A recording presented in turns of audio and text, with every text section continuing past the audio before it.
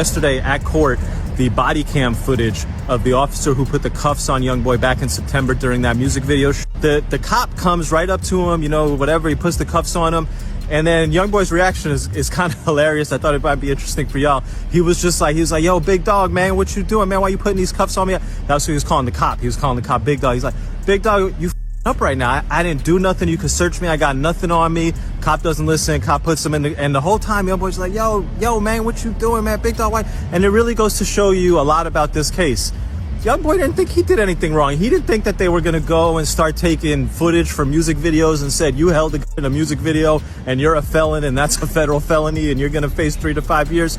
No, and it really shows you that these federal laws, as applied to kids like NBA YoungBoy from the hood, are extremely unfair and extremely punitive, and we need to take a good... NBA YoungBoy's recent release from federal prison has sparked intense debate in the rap world. The news first surfaced with a vague announcement suggesting that the rapper had either been transferred to a halfway house or was heading home. Later, it was confirmed that he was indeed back home. However, controversy quickly followed when rumors about his release began to spread, with accusations surfacing that he may have cooperated with federal authorities. The controversy began when famous Richard took to Instagram, hinting that YoungBoy's multiple releases within just 4 years might point to a troubling pattern. In the post, Richard suggested that the rapper had been working with the feds, causing a stir in the hip-hop community. No Jumper, a well-known platform, further amplified these claims, raising even more questions about the rapper's legal situation and whether his recent freedom was the result of cooperation. This sparked confusion among fellow artists and fans, with many expressing doubt and skepticism about the real reasons behind YoungBoy's release. The situation has left everyone questioning, was his freedom a result of a favorable turn in his case, or is there something else at play? The rumors surrounding NBA YoungBoy's release are only growing, leaving fans eager for clarity on what's really going on behind the scenes. Honestly, I kind of believe it too. The timing, the energy, it all seems too perfect. लोग अब ये सोच रहे हैं कि YoungBoy दोनों तरफ का गेम खेल रहा हो और जो कुछ हो रहा है वो बहुत convenient लग रहा है. You never really know who's working with whom, but to understand why YoungBoy might have cooperated, it's important to look back at the time of his sentencing. When he appeared in court, his fans made their presence known, even in the virtual Zoom call. They were shouting, "Free him, free man, free everyone." While the judge reminded everyone to stay muted, the calls to free YoungBoy continued. As his case was being called, the courtroom was focused on the process, but YoungBoy entered moments later, flashing a smile.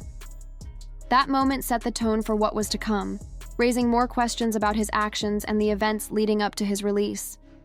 When YoungBoy walked into the courtroom, it was clear his fans were there for him, showing their unwavering support.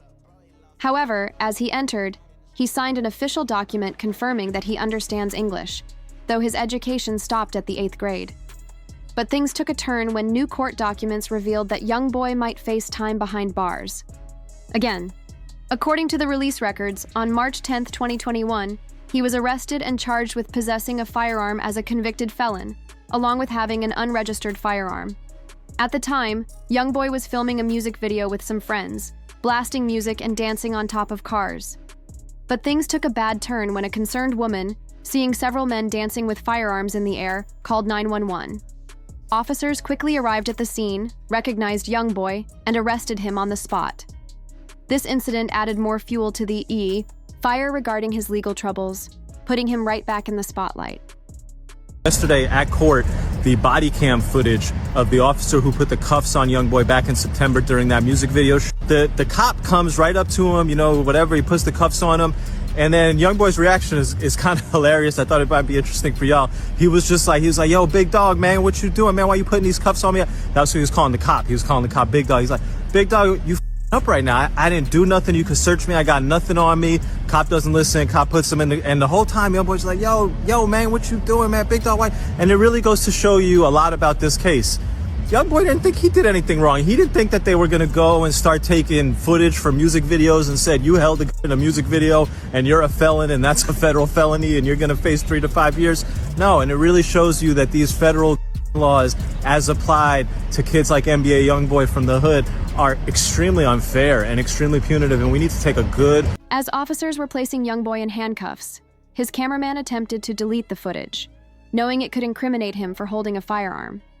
However, before the video could be completely erased, police seized the camera, providing federal agents with undeniable video evidence of YoungBoy holding firearms. In response, YoungBoy's lawyers argued that the camera was taken illegally, hoping to have the evidence dismissed. Unfortunately for them, this argument didn't stand up in court. It was later reported that YoungBoy has lost his appeal with the feds, and now prosecutors can use the footage of him holding firearms to build their case against him. Update on NBA YoungBoy, he lost the appeal with the federal appeals court. He can take it up to the Supreme Court. What happened? So the federal judge, the lower court, ruled in his favor. She said that the video of him holding what looks like to be a is suppressed. Can't be used at trial against him. The way you guys obtained it, you violated his constitutional rights. Now, the government went to the Fifth Circuit United States Court of Appeals. The Fifth Circuit said, you know what, we have a different decision, and we're going to say that the government can use that evidence. It is going to be allowed in the case. Seeing that things weren't going his way, YoungBoy realized he had no choice but to accept a plea deal just before his official sentencing. When the time came, the judge offered him a surprisingly positive message, reflecting on how talent and potential can be lost due to struggles with addiction. The judge told him that it was clear he had great potential, but had been hindered by his issues. He expressed hope that, once YoungBoy finished his prison sentence, he would be able to turn his life around and succeed on probation. The judge said, "I've seen so many talented men and women have their potential robbed because they struggle with their addictions. I don't want that for you. You seem like a very talented young man, and I hope that when you finish your time, you can be successful on federal probation and achieve your full potential in all aspects of your life. Best of luck to you, Mr. Golden." YoungBoy was officially sentenced to 23 months, but his lawyer later shared, "I wrapped up YoungBoy's case. He got 23 months, but because of how his case was handled with credit from another case in Louisiana, YoungBoy's sentence was cut short." His lawyer explained, "With the overcrowded prisons, he should be out in 3 to 4 months." This became a hot topic when Rich the Kid and academics hinted in an interview that YoungBoy's release was imminent, adding fuel to the fire of excitement in the hip-hop world. As Rich the Kid noted, YB has to stay out of jail. We're thirsty for his music. However, while it seemed like YoungBoy's freedom might be short-lived, the feds were pushing to keep him behind bars. They referenced the passing of J.D. Young, who had been a close friend of YoungBoy's, as part of the reason to reconsider his release. The two had even spoken about collaborating in the future, with J.D. Young expressing admiration for YoungBoy's music and their plans to work together. They had previously released a track titled Up With Me, but things soured when J.D. Young posted an unreleased track from YoungBoy on Instagram. YoungBoy fired back, demanding the post be deleted and distancing himself from the situation, only for J.D. Young to respond defiantly, saying, "I'm a real one, I stand on everything." The situation escalated when J.D. Young posted about YoungBoy's baby mama being with him, and YoungBoy responded with a heated video, calling out J.D. Young. This back and forth added more fuel to the already tense relationship. But YoungBoy's troubles didn't stop there. He missed a court hearing in another state, which led to the FBI targeting him. Agents staked out his mansion, waiting for him to leave. When he did, they followed him on the highway and attempted to pull him over. Instead of stopping, YoungBoy decided to speed away. As he ran into traffic, he switched to regular streets, and when he saw a gap, he jumped out of the car and tried to run on foot. Unfortunately for YoungBoy, he wasn't exactly dressed for a foot chase. He was wearing designer shoes, tight jeans, a jacket, and diamond chains. A fan recognized him and snapped pictures of him running from the feds. Eventually, YoungBoy was detained, and while he refused to make a statement, he made it clear that he didn't want to be held without reason. The charges were serious, including reckless driving and resisting arrest. But with his resources, YoungBoy was able to hire top-tier lawyers and post bond.